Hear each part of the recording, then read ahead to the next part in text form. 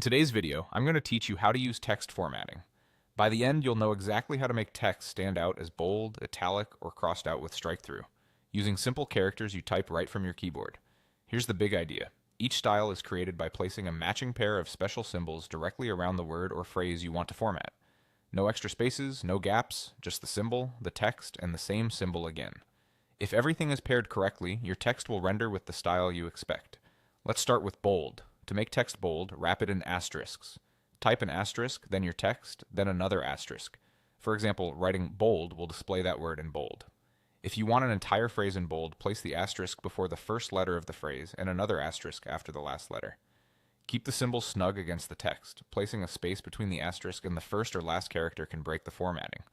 If there's punctuation, decide whether you want it styled too. Put the punctuation inside the asterisks to include it, or outside to leave it unstyled. Next, italic. To italicize, use underscores.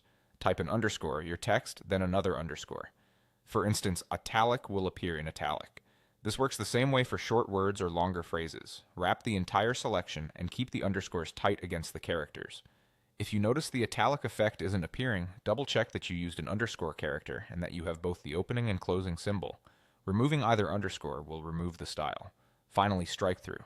To show that something is deleted, outdated, or intentionally crossed out, wrap the text in tildes. Type a tilde, then the text, then another tilde. Writing a strike will render with a line through it. Just like the others, keep the tildes right next to the text and include any punctuation inside if you want it struck through as well. A few quick tips to keep everything smooth. Always use a matching pair of the same symbol. If the result doesn't look right, check for missing or extra symbols or an accidental space at the edge of the text.